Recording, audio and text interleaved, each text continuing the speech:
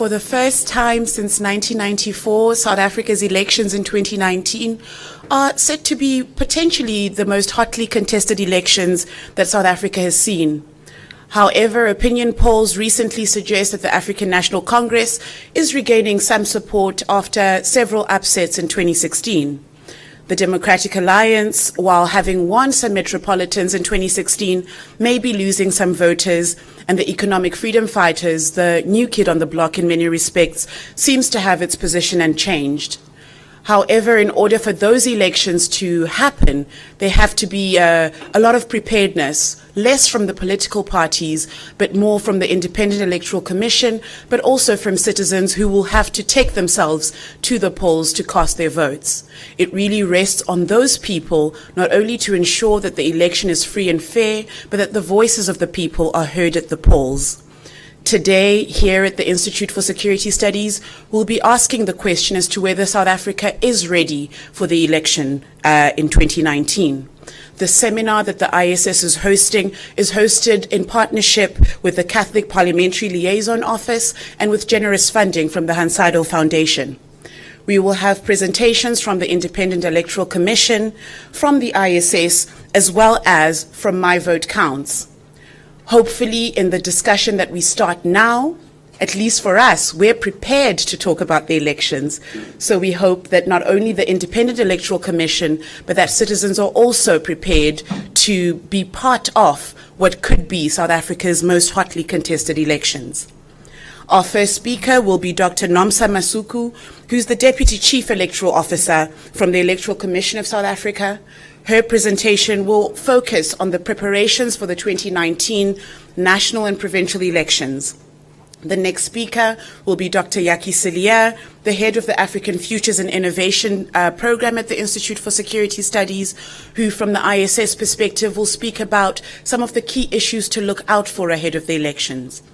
The last speaker, Janine Ogle, is the national coordinator for My Vote Counts, and she will speak about essentially the role of citizens, but also in questioning whether or not indeed we are ready for the elections. I am Otilia Anamaunganidze, and I will be shepherding you through the seminar today. I welcome the people in the room, and I also welcome our online audience. The first part of the seminar, which will be the presentations, will be public and it will be live streamed to all who are tuning in online. After that, that section of the seminar will be closed and then we will have a discussion under Chatham House rule. Without much further ado, Dr. Masuku.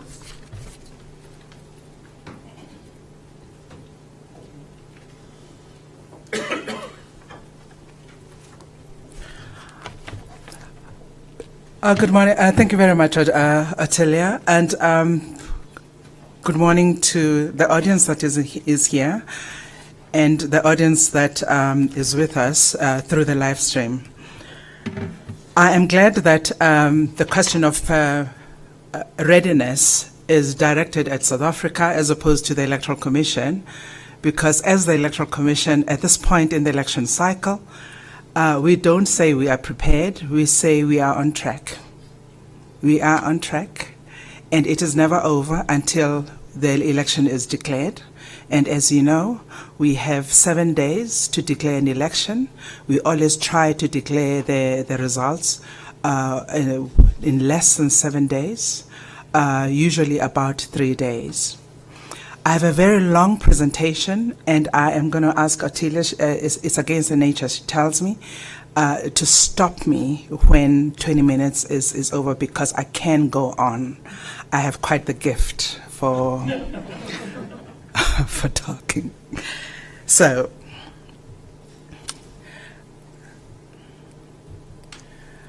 this is when we talk about the Electoral Commission, and colleagues, I think it is very important, especially with this audience, to explain to South Africa that the Independent Electoral Commission is the one that ran the 1994 elections.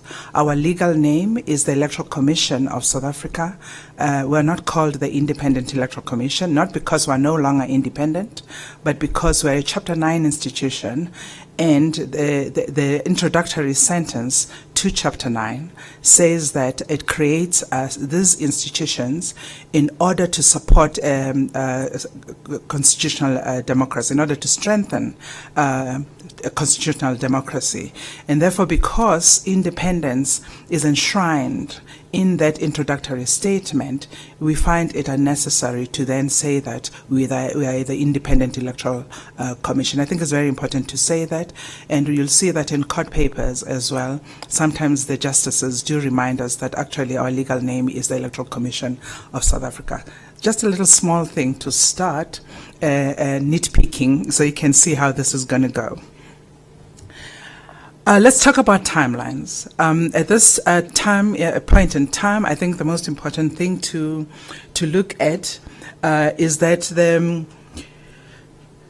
as you know, the current term, the 5-year term for the National Assembly and the provincial legislatures ends on the 6th of May. What that means is that according to the Constitution, those clauses that are cited there, the President and the Premiers must proclaim and call for a date of elections, and the elections must be held 90 days within that window. So the window for the elections is the 7th of May to the 5th of August in 2019.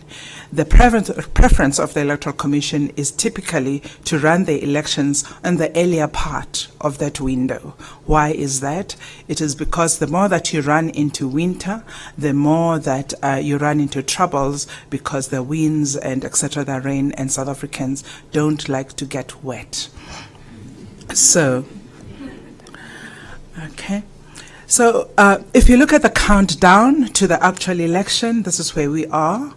As far you will know that generally we have 2 registration weekends. What does that mean? It means that we open all our voting stations and allow people to come to the voting station in order to interact with us, to interact with the voters' roll, and to make sure that if they've changed their place of residence, they give us that information. Remember that the law provides that you must vote where you are ordinarily resident. So that is why that is important.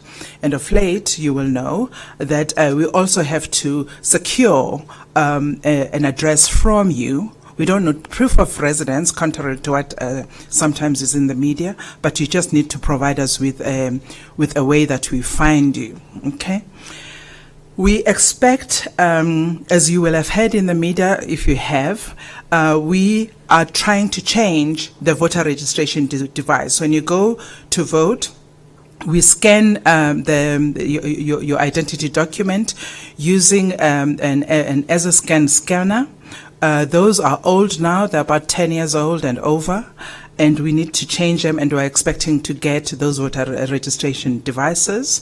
We are keeping quite an open mind. If we encounter any difficulties, we have not decommissioned those scanners, and so we may switch to those scanners if we have to. But we're hoping that the new device is going to be delivered by late 2018.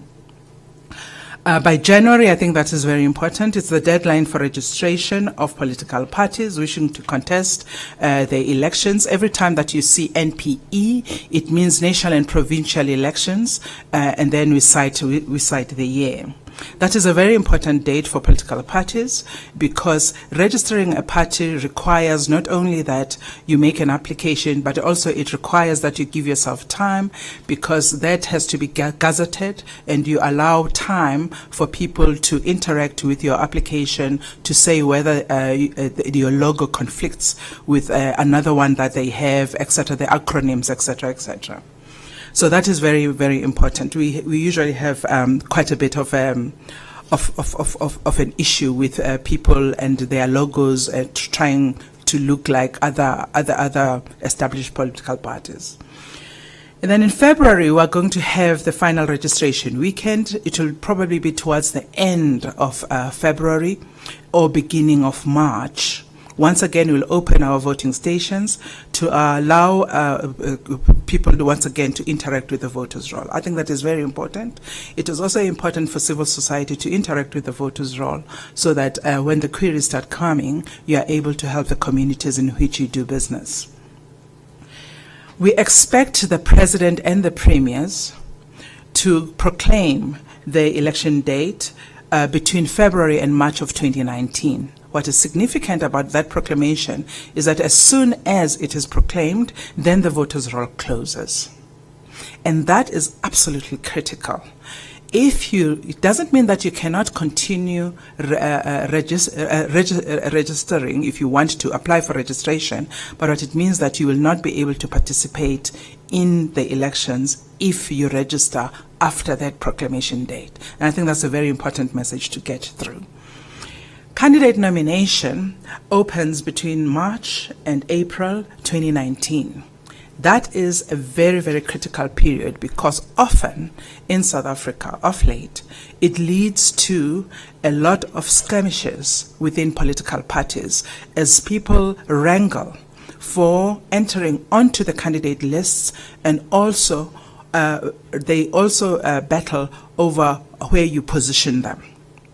Okay, so remember that the higher you are in the list, the better your chances are to go into that legislature that you're competing for.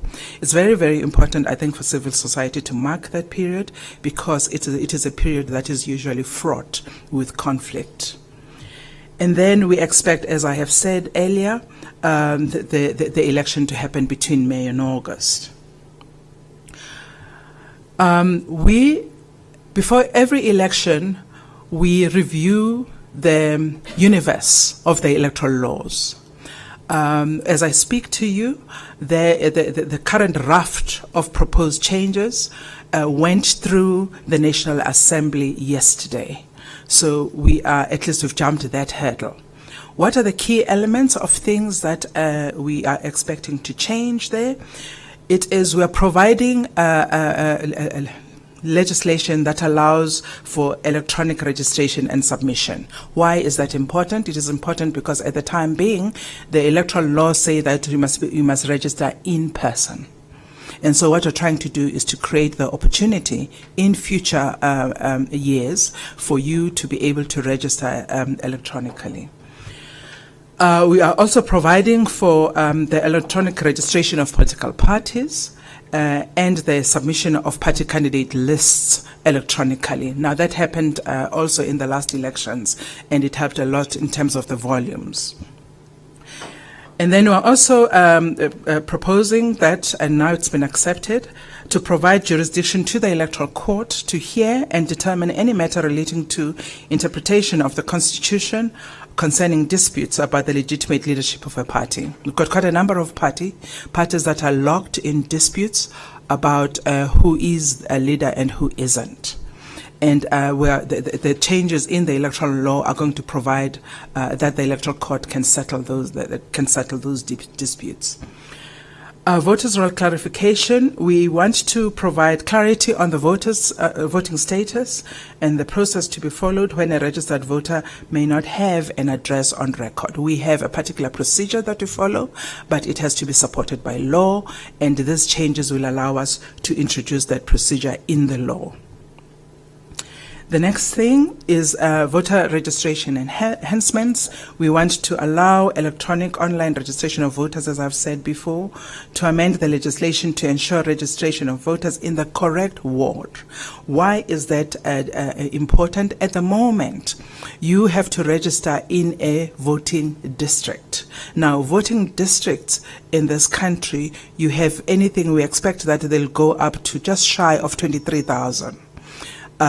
In terms of wards, they will be up to about 5,000.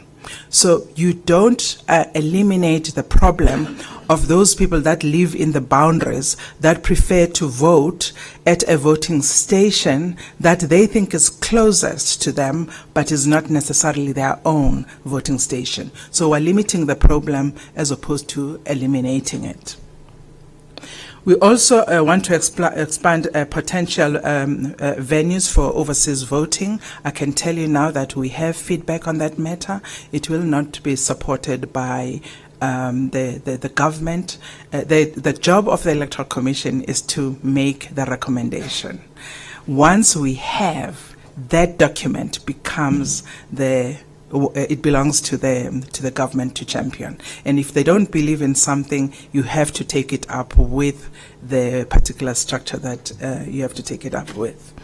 Voters' roll certification, we want to limit the window for objections that you make in terms of the voters' roll. At this moment, people can object to the voters' roll right up until the day that you announce the results. And so we are going to have a specified window during which you can object. Overseas voting, we want to expand the opportunities and access for registration and voting abroad. Ladies and gentlemen, in the next slides are a lot of data. I'm going to literally run through them. The presentation, I am happy for it to be circulated to each one of you that is sitting over here, and you can mull over the figures that I present. They do change quite regularly, and they may be off by one or two. Okay, so that first registration weekend, I think what is important is that it just shows you the activity by type and province. That is the first one over there. I really am not going to say much about that. The second table talks to the activity by age and gender. The only thing I want to say in that regard is that if you look at the 16 and 17-year-olds, remember that you can register to vote as soon as you have an ID. And typically, you're going to have an ID when you're 16. We then place you on the segment of the voters' roll and park you there. On your 18th birthday, we then transfer you to the segment of the voters' roll that allows you to vote. I think that's very, very important, because research seems to suggest that the earlier a person engages with the electoral process, the more likely that they're going to develop the habit of participating in elections. Okay. So participation of that age cohort is very low. The next cohort is also very, very low. 18 to 19s, we still battle with them.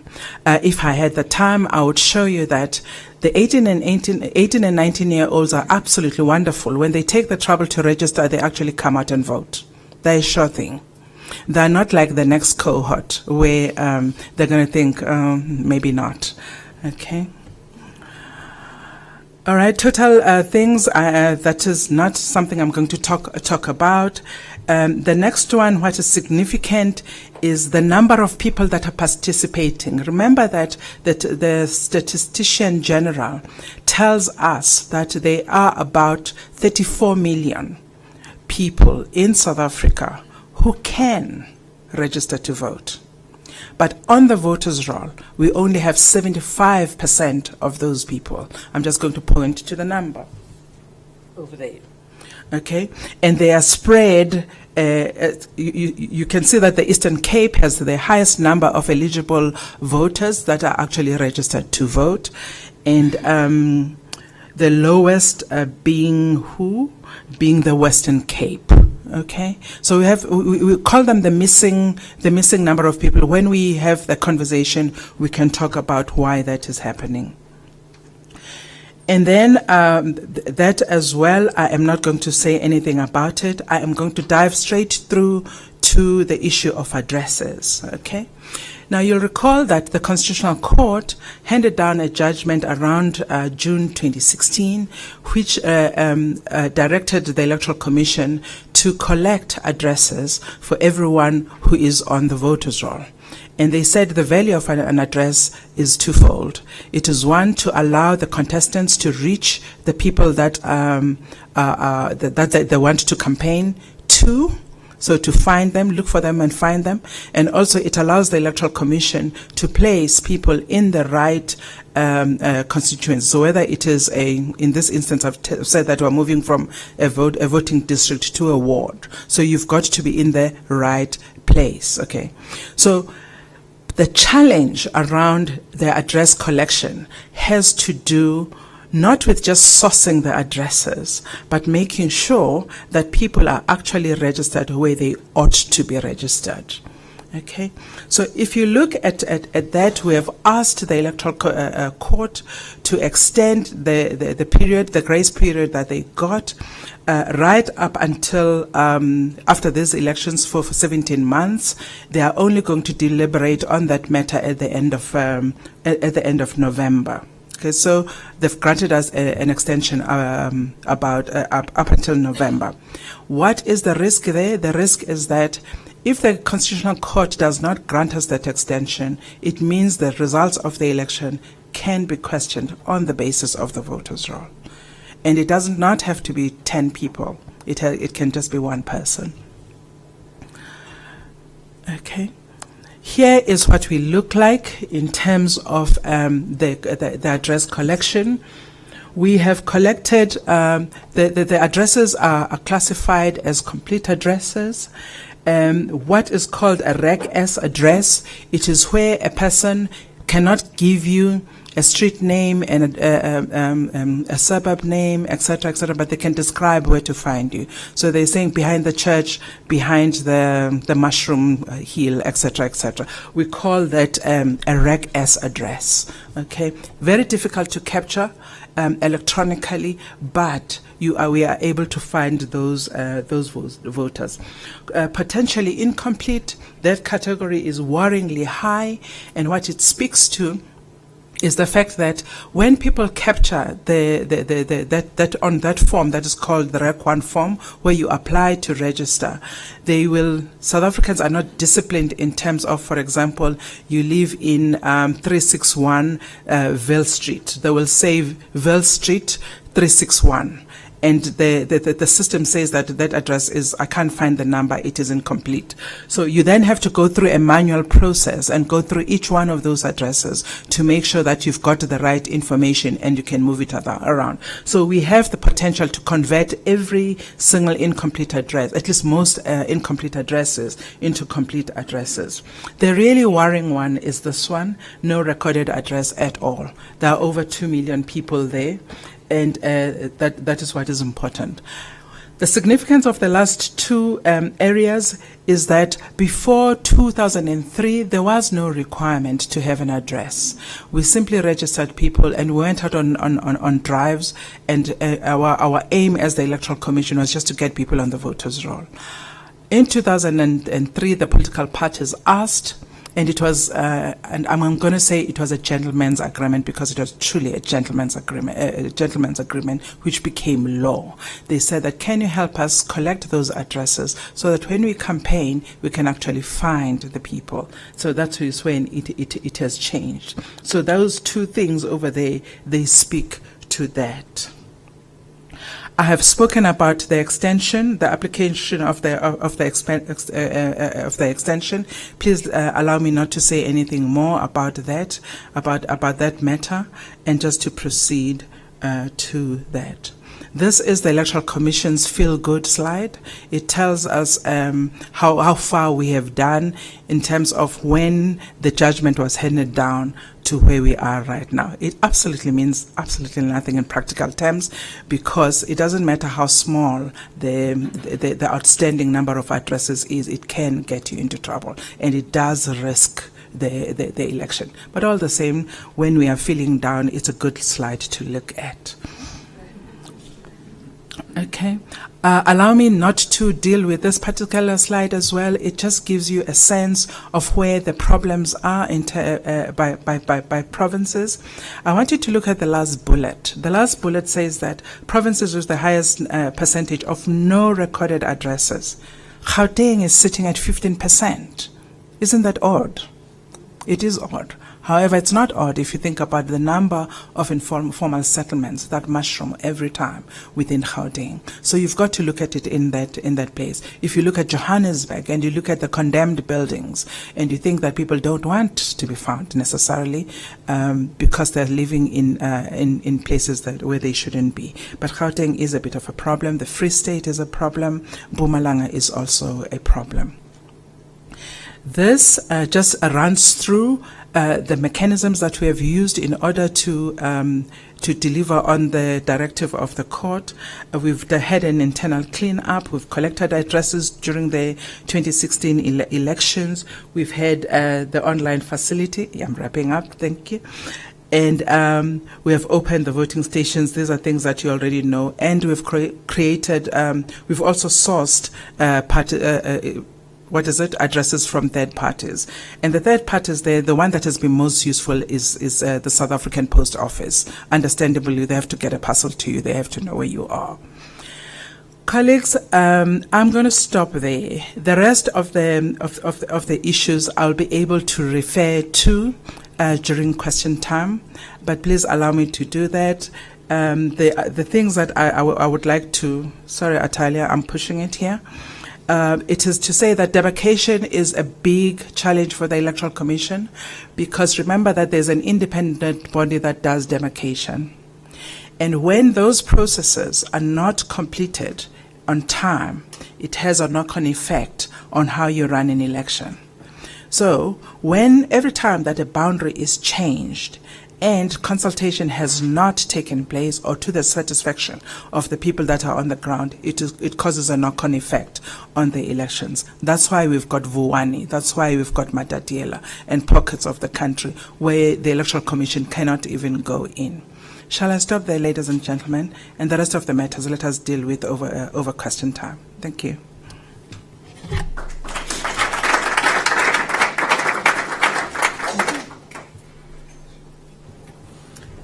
Thank you very much, Nomsa, for taking us through the processes, some of them quite arduous, I would imagine, in making sure not only that you get the right everyone who is eligible to vote to be able to register to vote, which is, I think, a key challenge, but that people's information is captured correctly. Not least because you need to be able to know exactly where people are voting and how people are voting, but perhaps more importantly, because should there be a contestation, that you have the right data in place. There was one thing that you said that I think is quite a point of reflection for people in the room, which relates to, one, that we have 34 million eligible voters, but only 26 million, which means we've got 8 million people that have not registered to vote. Importantly then, related to that is, you stated that the earlier a person begins to participate in the electoral process, the likelier they are to vote. One of the studies that the Institute for Security Studies is doing is on youth participation. So we hope that maybe 2019 might not be the election that you see more 18 to 24-year-olds voting, but in future that the people who, for all intents and purposes, make up the majority of the voting cohort, that they too can have their voices heard at the polls. With that, I hand over to Yaki, who will speak to us about some of the issues to look out for ahead of the election. Thank you very much, Atalia. I have to very quickly just go through the rest of this presentation. I apologize for that. So, ladies and gentlemen, I'm going to complement the excellent presentation that was given by the Electoral Commission of South Africa. I'm going to speak very briefly about potential for violence. I'm going to be borrowing a number of slides from my colleague at the Institute, Gareth Newham, who kindly lent me some data. I'm going to speak about the impact of intensified political competition and do a very basic kind of analysis of some of the key patterns and voter demographics that we've seen. I think it's important to recognize that until 2004, we had peaceful elections in South Africa, largely because of confidence in the integrity and independence of the Electoral Commission and the transparency that accompanied that associated process. But ahead of the 2009 elections, we saw for the first time clashes between the ANC and COPE, the splinter party from the ANC. Ahead of 2014, there was something like 28 politically related deaths. People at several voting stations across South Africa were intimidated, particularly in Alexandra and Sanin.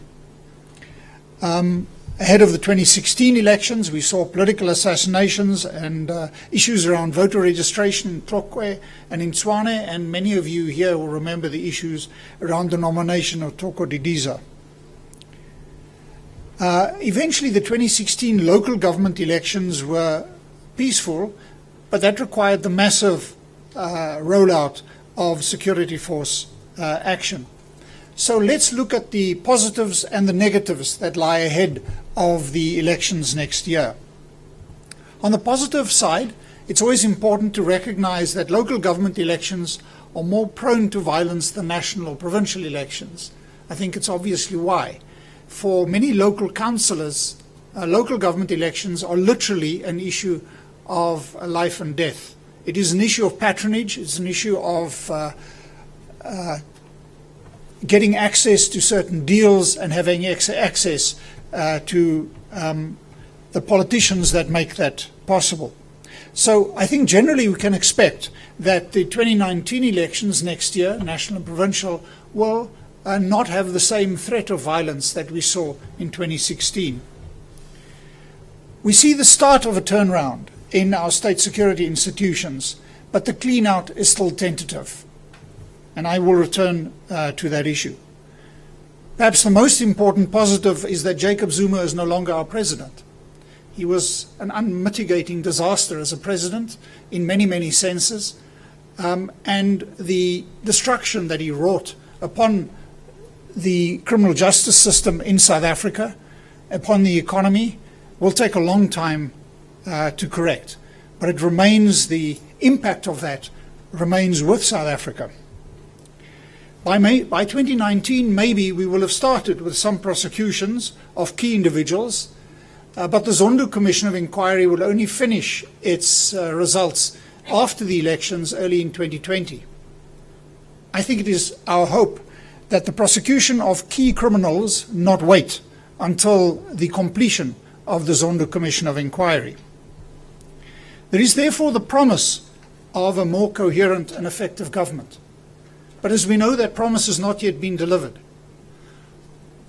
Homophobia has not yet delivered, and there is a sense of status, I think, and a sense of wait and see. What is hugely important, of course, is that the reputation of the Electoral Commission has served South Africa exceptionally well. It is an institution that is widely recognized as consisting of able, of an institution of integrity, and as we have seen, that is well prepared and serious in terms of its engagement for the elections next year. So that's on the positive side. On the negative side, we are experiencing low or no growth. On average, South Africans have been getting poorer every year, and this will still be the case next year. So the average income levels, the levels of poverty and levels of inequality in South Africa are increasing year by year, and that will still be the situation, unfortunately, next year. We're in the midst of a potential trade war between the US and China in particular that can have really serious implications for South Africa. It is of much bigger impact than anything that we can do domestically, and it is beyond our control. Violent crime in South Africa is still increasing, and I'm going to speak something about that. Xenophobia has intensified, and this is a reflection of poor, no economic growth, of the challenges that we face. It is poor South Africans. Gareth and I were presenting at the ANC's policy conference a few weeks ago, and I think we were both surprised to see the pressure under which ANC councillors are on the issue of xenophobia. It is an issue that we underestimate at our peril. South Africa shares many of the characteristics of Europe in this sense, and that is that there is a great sense of concern amongst voting South Africans about poor Africans coming to South Africa and threatening their jobs, whatever we may feel, and serving as a source of challenge for people that are desperate, that and that often are better networked and perform better in the informal sector than South Africans. We have effectively seen the collapse of local government across vast areas of South Africa. Of the 257 municipalities in South Africa, only 13% are in full compliance with financial regulations. 31% of municipalities in South Africa are not financially viable. You only have to drive through a province, let's say in the Eastern Cape, to witness what is effectively the collapse of local government in South Africa.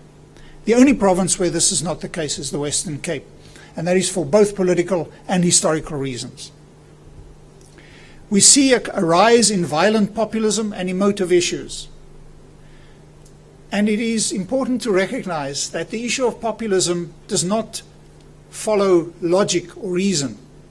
It is about emotion. It is about creating an issue that you can mobilize people in. The issue is entirely irrelevant. Whether that is a wall that you're going to build between the US and Mexico, whether that is seizure of land, it does not respond to rational debate. It responds to emotion, and that is certainly the case in South Africa. The ANC is deeply divided between two large factions, the traditionalists and the reformers. The reformist coalition of President Ramaphosa narrowly won in December. He won against the abuse and misuse of state power in South Africa, against all the agencies of the intelligence and other units that were deployed to halt his election victory, which means that his broader support in South Africa is quite large, but the party is hugely divided, and that fight for control is not yet over.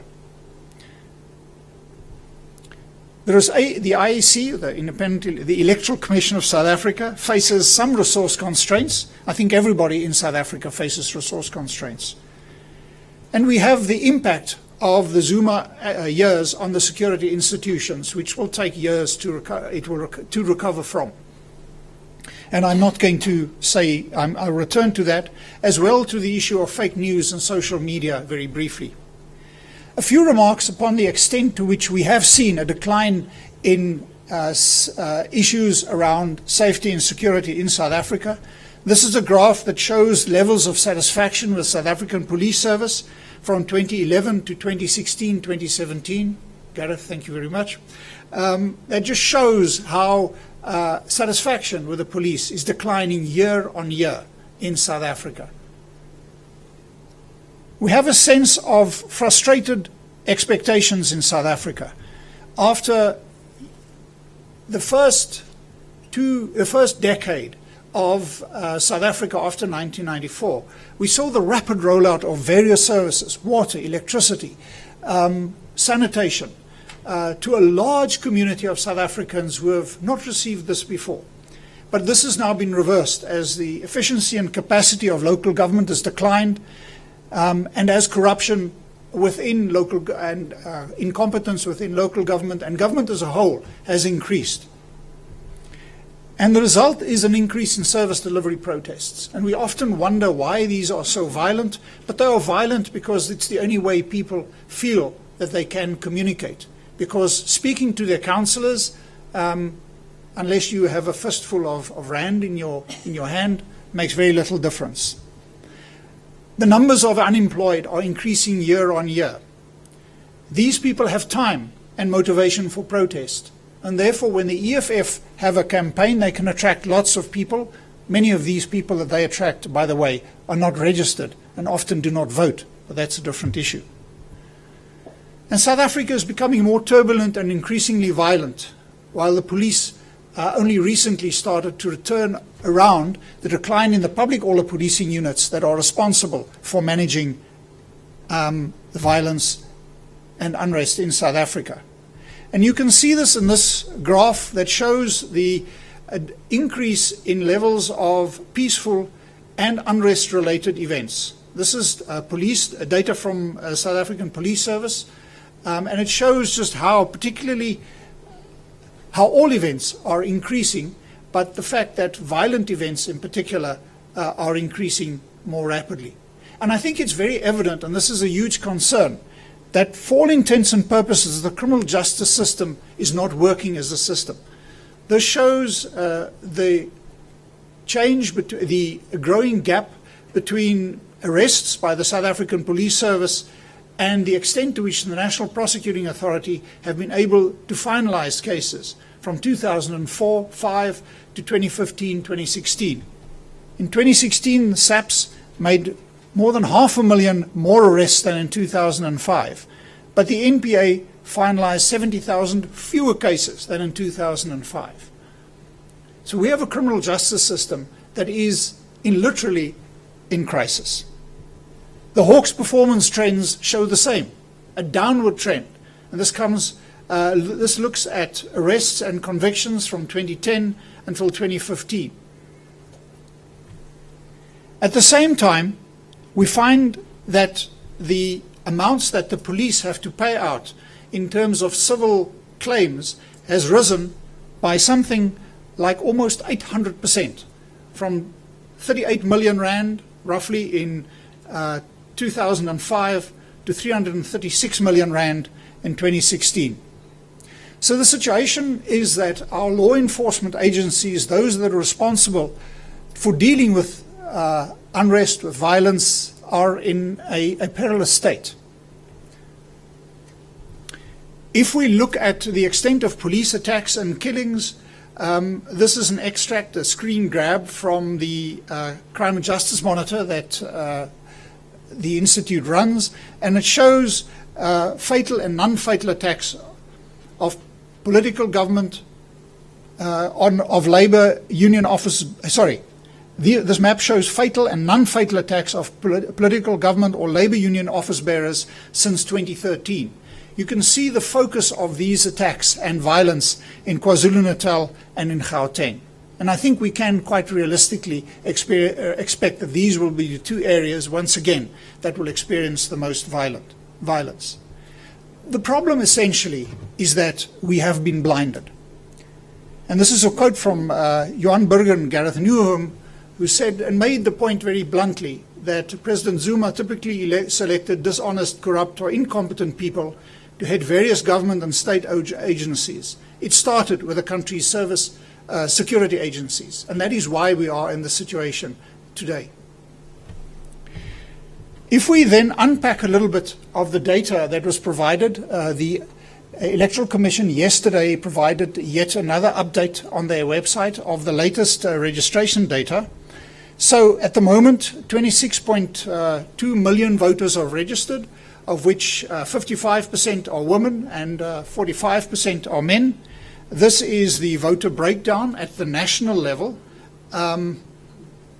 So it shows the age grouping from 18 to 19, 20 to 29, etc., until we get to the 80-year-old plus. Showing at the bottom the figure of the 26 million voters that have registered, of which 14.3 million are female and 11.7 million are male. The same data that was provided from the Electoral Commission, if we then look at the registration by age cohort, we can see that the age cohort 18 to 19, of course, as one would expect, is very low registration, as one would expect. And we can also see that the so-called born-free voters, those are voters that are born after 1995 and later, are starting to have an impact on our voter registration data. These would be people that are 24 years and old and younger. So that's where the born-free generation is starting to have a large impact on voting patterns. A research done by the Institute, we've done a considerable amount of research on voting patterns and political participation, and it indicates that particularly young black female voters do not register and are politically not as active as one would expect. So first-time voter registration appears to be low, and a born-free voter registration, those born after 1994, still appears to be low. We also see immigration patterns impacting upon voter behavior. South Africa continues to attract large numbers of Africans from elsewhere in the continent, and basically white voters are immigrating. So this is data from Stats SA, which just shows the extent to which South Africa continues to attract voters, immigrants, but unfortunately the policy of Home Affairs has thus far been to deter skilled persons from entering South Africa, and a function of the fact that Home Affairs is located in the security cluster and not in the economic cluster where it should be. But we have, I think, the announcement by President Ramaphosa day before yesterday in questions in Parliament will turn this around, and we see, hopefully for the first time, a return of some degree of sanity in the Department of Home Affairs, where we should be attracting skilled people into South Africa as a source of investment and not deter them. But we also have to manage the influx of poor people into South Africa. It is starting to have a hugely negative impact. If we look at the total registrations by province, just to remind you of some of the basic data, Gauteng and KwaZulu-Natal have significantly more voters than any other province. So that would be Gauteng, 6.2 million voters. That would be KZN, 5.4 million voters registered. That would be the Eastern Cape, Western Cape, Limpopo, Mpumalanga, Northwest, Free State, and the Northern Cape. So that gives you an idea of where the majority of our voters are. Gauteng and KwaZulu-Natal, obviously, this is where the majority of voters are located. I've also previously spoken a little bit about male-female registration by province. What is interesting is that in Limpopo, there are 19% more women registered than men, but only 3.5% more women in Gauteng. And I often wonder what the reason for this could be, beyond other data that the Electoral Commission has already spoken about. So if we look, this is the 19% that I'm referring to, more women that are registered than men in Limpopo. The Eastern Cape, KwaZulu-Natal, these are your rural provinces, I should add. Then the Free State, Western Cape, Mpumalanga, Northern Cape, Northwest, and Gauteng. If we look at registration by province, registration in Gauteng appears to be low, whilst that in KwaZulu-Natal and the Eastern Cape is high. And the latest data from the Electoral Commission would indicate that if we look at the percentage of voters, the left-hand column, registered voters versus the percentage of population, then Gauteng seems to have low voter registration, KwaZulu-Natal and the Eastern Cape quite high, and for the other provinces relatively balanced out. I've stolen a slide from the IEC just to make a point about cyber campaigning, because it is going to be a big issue. Social media in South Africa is a violent space. And this is from The Economist, which made the point that Hillary Clinton's campaign was arguably the most data-driven in American history.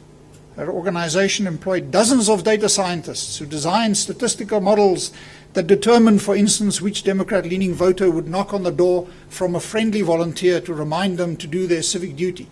The campaign's master program ran 6 times as many simulations as a day as the one that helped Barack Obama get re-elected in 2012.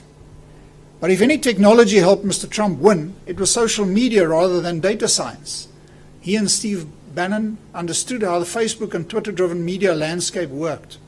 Whether a piece of news spread online does not depend on whether it's true and coherent, but whether it is surprising, shocking, and confirms prejudices. It can bounce endlessly in virtual echo chambers, even if it is patently false. This is from The Economist. And this is very true. This is going to be a feature in South Africa next year. So I'll conclude with this slide. I published a book last year that did a forecast on elections and did forecasts on election outcomes. South Africa is on a scenario that we call the Bafana, sort of bumbling along kind of scenario. And the big question, I think, firstly, is will non-voting ANC supporters in urban areas come out to vote for Ramaphosa? The ANC clearly has huge support But will by next year, in May, will homophobia have declined?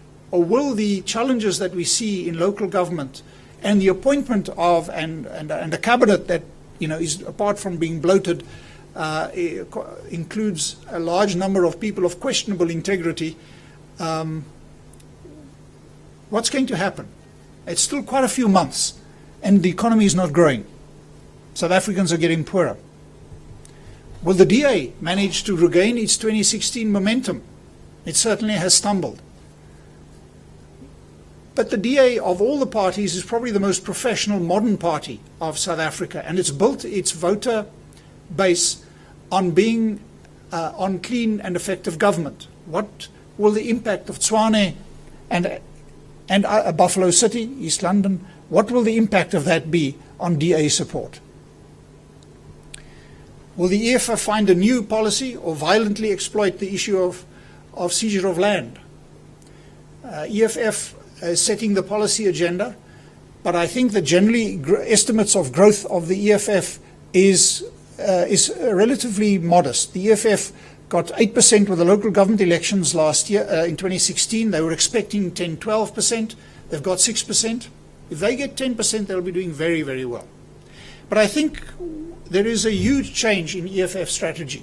And I think that what is happening is the EFF is positioning itself no longer to become the next government, which is patently ridiculous, but rather to take on the DA as replacing the DA as the official opposition, which I don't think they'll get close to.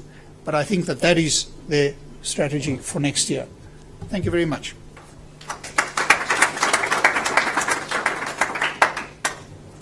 Thank you very much, Yaki. If you did not buy Yaki's book, Fate of the Nation, last year, you can still buy it this year because everything he wrote in there is still very relevant. You touched on a range of interconnected issues that go beyond the processes in respect of preparation for elections, but some of the things that confront citizens right now that will likely still be the case even when the elections are there. You touched on violence, the issues around economic growth or economic decline, issues related to frustrations linked to xenophobia, the collapse of local government across the country, the role that populism has played in elevating or escalating emotive issues, the divisions within political parties, particularly the ANC, and the frustrations as it comes to the role of the criminal justice system in South Africa, and perhaps two very important points that you touched on that relate to all of this is the role that frustrations and tensions play ahead of elections. Over the past 2 weeks, we have seen 2 elections on the African continent, one in Zimbabwe and one in Mali. In both countries, seeing quite a lot in terms of tensions and frustrations, unlike those seen before in both those countries, something that we would want to avoid within the South African context, even as you say that until 2004, elections were relatively peaceful, and we have seen, unfortunately, some trends where violence has crept its way into the election process.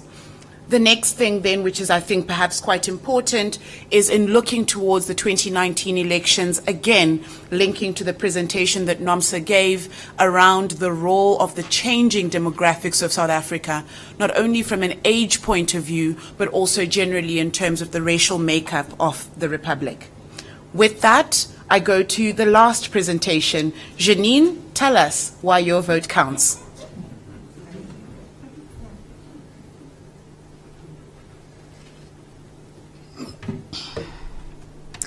I think before I start my presentation, I just want to point everyone to a process currently underway to appoint 3 commissioners for the 5-person IEC. Our 3 commissioners to the 5-person IEC. The process is currently before the Portfolio Committee of Home Affairs.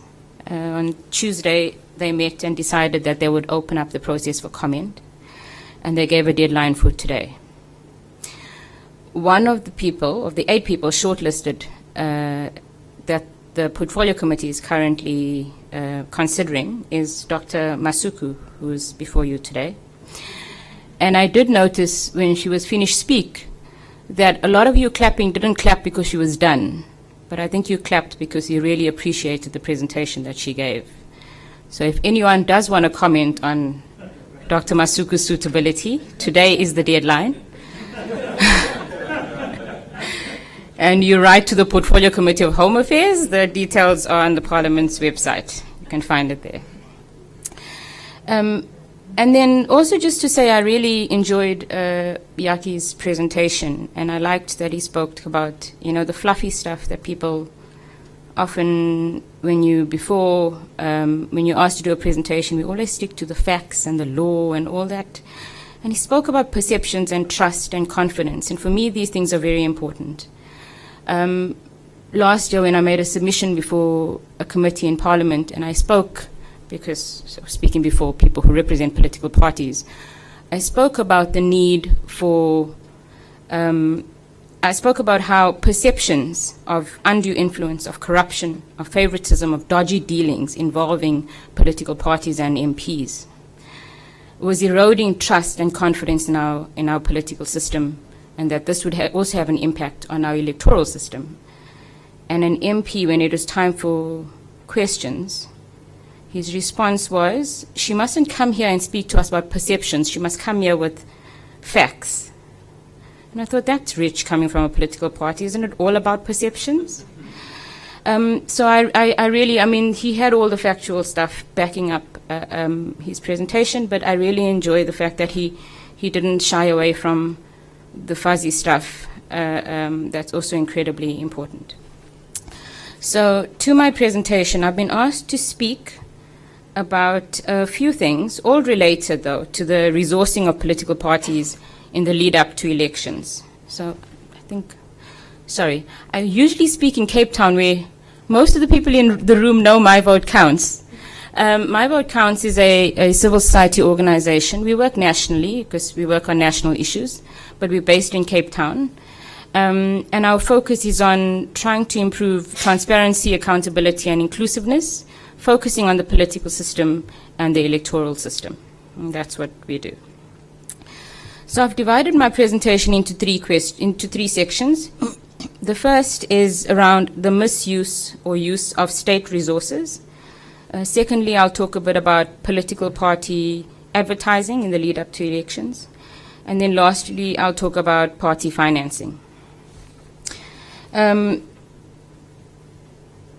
When we talk about the use or misuse of state resources by political parties, in this instance, we are speaking about political parties currently in government because they would have access to that.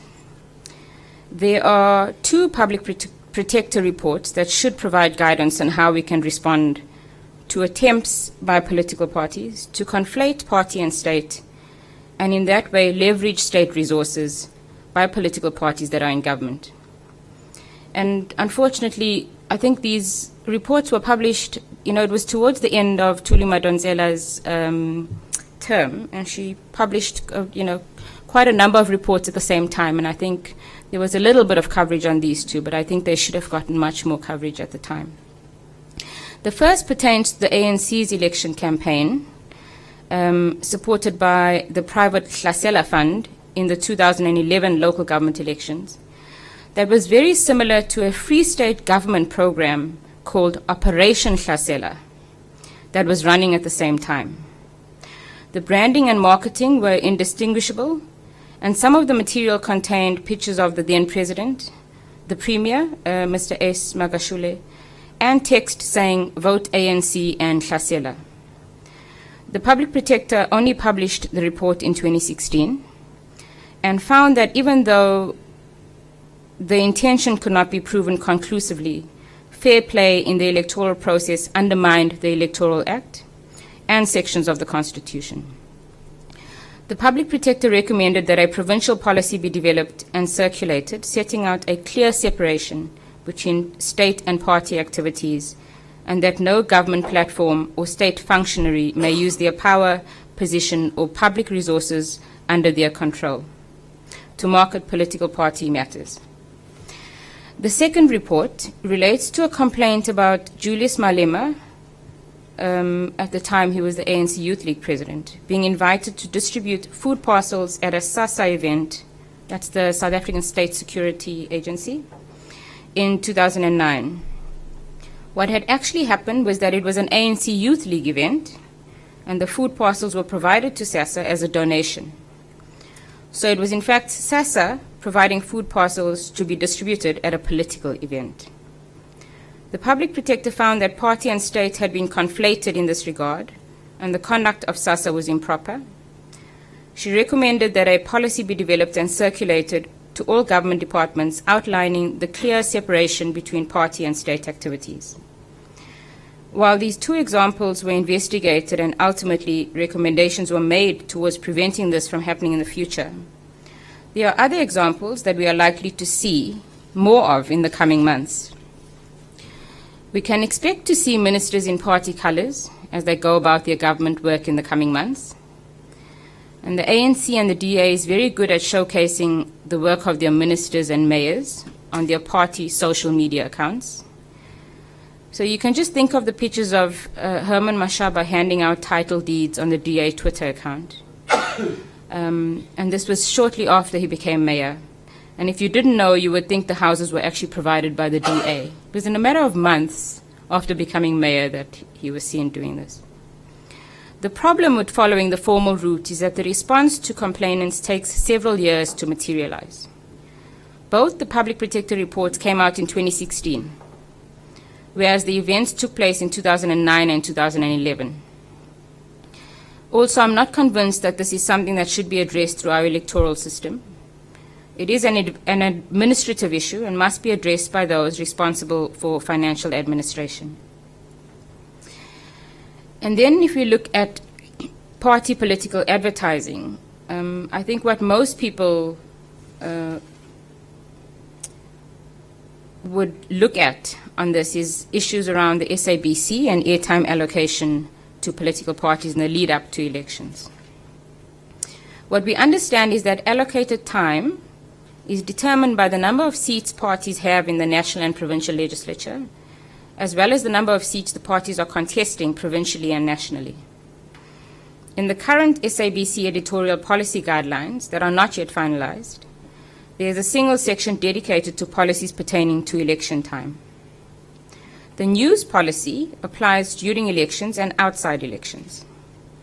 Outside elections, coverage of political parties is approached as that of other newsmakers. So you can just think about the recent example with Cyril Ramaphosa on the SABC at 10 o'clock at night as the leader of the ANC. During the election period, broadcasts are regulated by the Independent Broadcasting Authority Act and ICASA's regulations, i.e. the national and provincial party elections broadcasts and political advertisements regulations.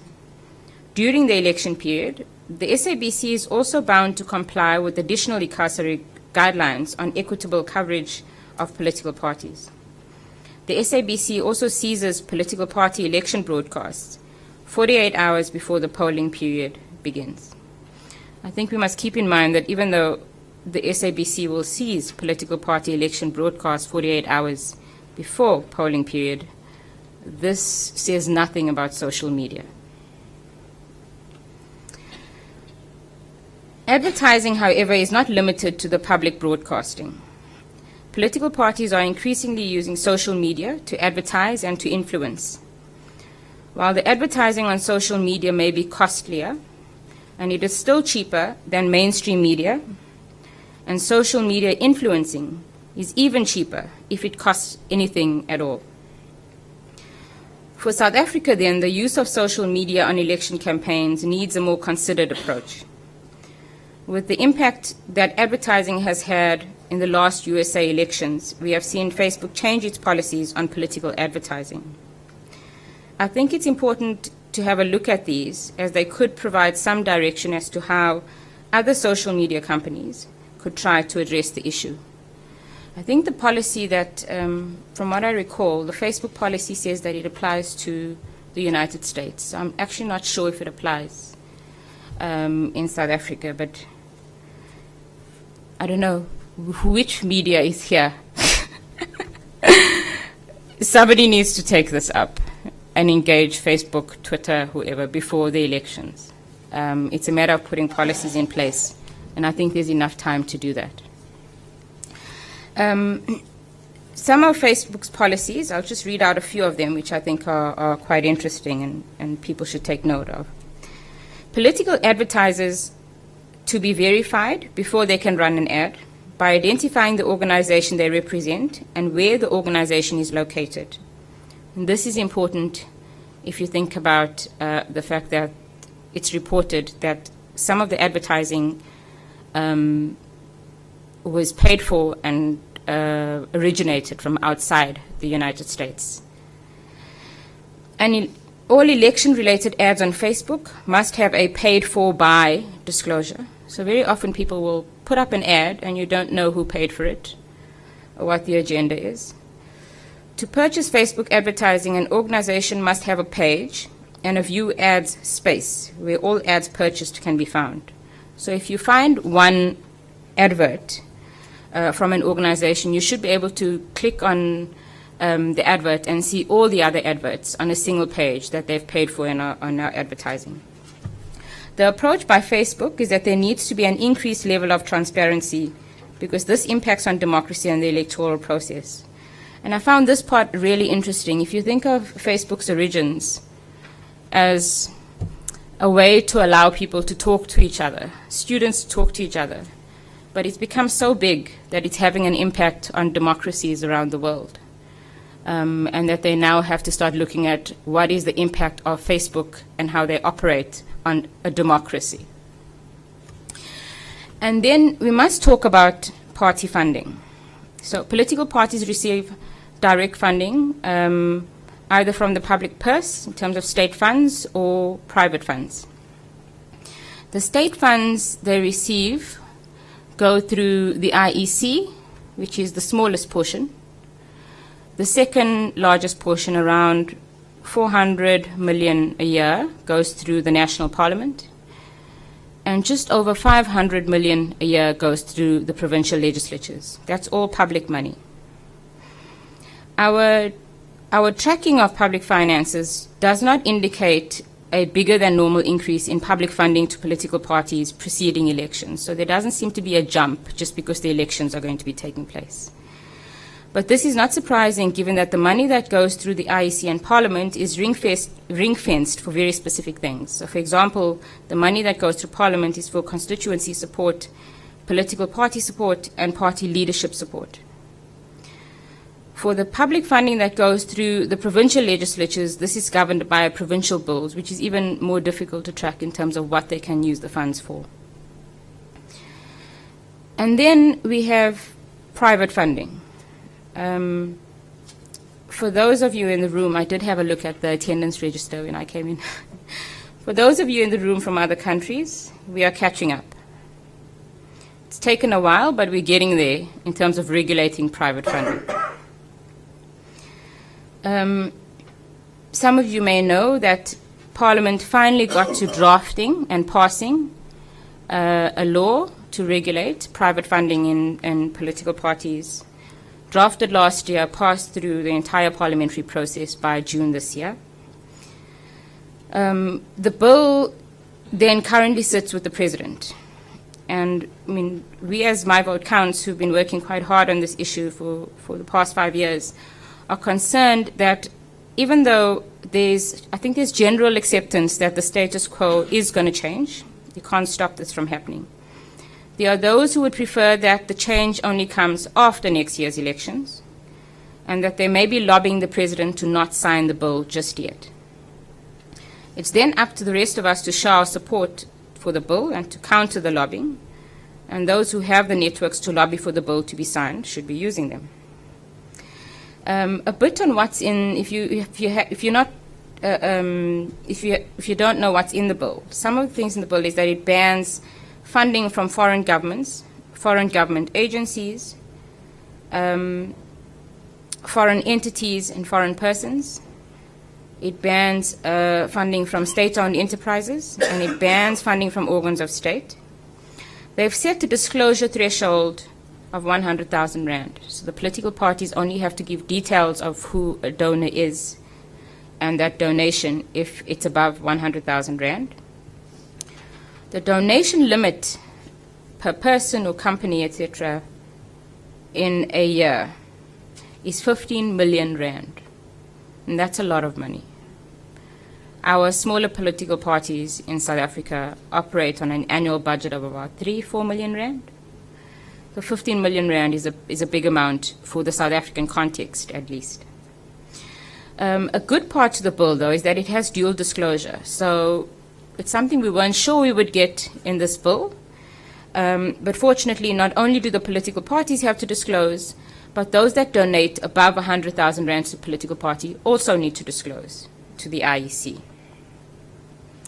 And then some of you may be aware of the Concord judgment, which confirmed that the information about the private funding of political parties and independent candidates is essential in order to exercise your political choice and to participate in elections. And yes, we needed a Concord judgment to order something that to many of us is just common sense. So while the bill addresses the issue of political parties, the regulations pertaining to independent candidates still needs to be drafted. But I think that's a story for another day because it doesn't really impact on next year's elections. And then I was asked to touch on whether or not the new funding disclosure provisions will have kicked in by the time of the elections. As an organization that's advocating for this to be the case, we hope so. We've written to the IEC. We've written to the President. And we've written to the political parties asking them to disclose and to not wait for the bill to be signed. Yeah, I think I'll stop there. And then I'll be guided by questions if I've left anything out. Thank you.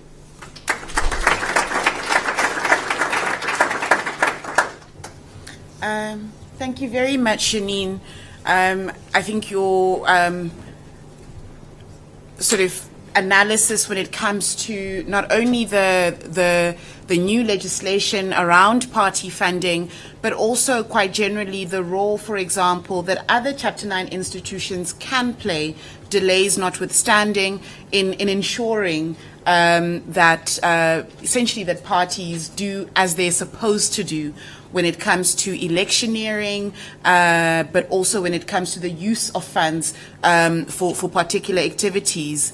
One of the key things that came out from your presentation is the ways in which political parties, particularly where they govern, do conflate party and state, and that this is not limited only to national government, which I think is something that is a point worth discussing even as we go into the lead up to these elections now.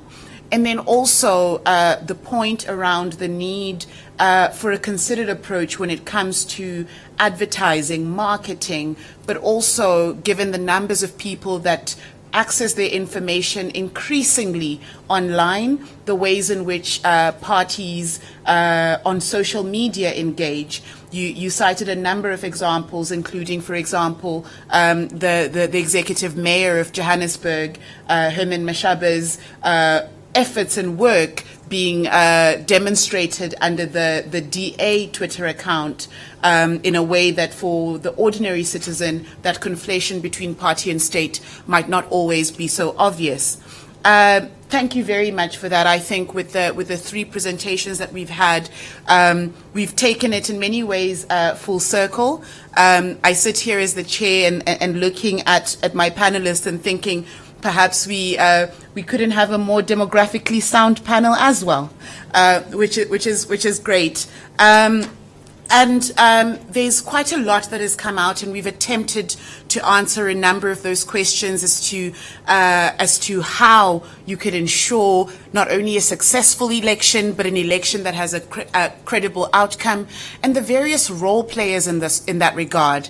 It's not just up to the Electoral Commission of South Africa. It's not just up to the Institute for Security Studies or to My Vote Counts. It's up to everyone who engages in the electoral process to be able to ensure that the elections go according to plan.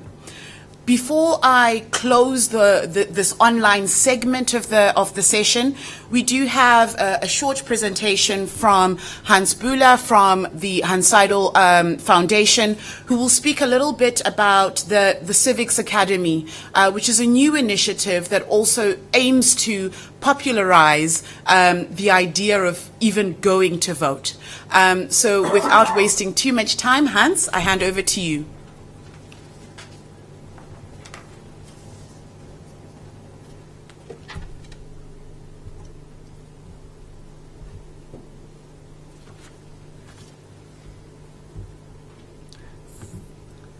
Thank you very much, Ottilia. Good morning. My name is Hans Bühler. I'm the regional representative of the Hans Seidel Foundation for Southern Africa. And I know that we are all looking very much forward now to the discussion after these three interesting presentations. So please allow me only to steal 3 minutes of your precious time to introduce you to a project which is run by the Hans Seidel Foundation. It's called Civics Academy. And I think there was many challenges you were talking about to the run of the elections. You were mentioning xenophobia, violent protests, fake news, and then most of all, I think what is a great challenge is to get the born-free youth to cast their votes. Although it seems that they're all very much politically engaged, there is a gap between political engagement and motivation, and then really to cast a vote. And against this backdrop, I believe that, and there are many reasons for that. Yeah, poverty, certainly also low growth, Yaki mentioned, but I believe a lack of education is also obvious, and especially a lack of civic education. And therefore, for the last 3 years, the HSF has created this online platform. It's called Civics Academy, and I think this is especially interesting for those participants here in this room who are involved in voter education. This platform provides you with a short podcast, short videos on civic education. For example, I'm not sure if I can click on that. Is it? Goes the other way around now. If you click on videos here, first of all you have to open the homepage, civicsacademy.co.za. If you click on videos, there are different segments: introduction to democracy, justice and human rights, separation of powers, political parties, and elections. I would just like to show you the election segments, and there are only 2 short videos. What are free and fair elections? Why should I vote? And we are currently in a process with the IEC to draft, and together with the Higher Education, Basic Education Department, to draft a video on how do I vote. So please look those videos up and watch them, and you can use this easily for your voter education activities and capacity building workshops. What I would like to show you briefly is a short video on just that you get an impression about the style of the videos and what a responsive citizen is. All those videos the scripts were written by South African experts and pre-reviewed also by South African experts. They're impartial and unbiased. And maybe just let's watch them quickly. I hope it works.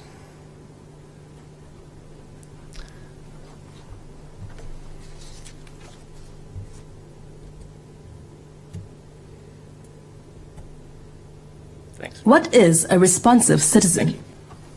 Welcome to the Civics Academy Local Government Series. These videos explain how local government functions. In order to be responsible citizens and shape the country we want, we need to know how government functions and how we can engage it. In this video, we explain the concept of responsive citizenship. What do we mean by responsive citizenship? To be responsive means to react, to answer, or to respond to matters that are of interest. People are responsive when they are actively participating in matters that affect them. While citizenship is often linked to legally recognized nationality, In this context, citizenship refers to an individual who is a member of society in a particular community. Responsive citizenship, therefore, refers to members of the community who actively participate in the realization of their rights and the fulfillment of their duties. So I stopped there. I only wanted to give you an impression. They are free for download. You can download before you have your capacity building workshops, for example, because data is always a problem, especially in the rural areas. And if you have any questions, please write us an email. You can also look the contact details up at the website, and we can also assist you, because some of our officers are very much involved in many of those voter education workshops all over the country. Thank you very much, and back to you, Ottilia.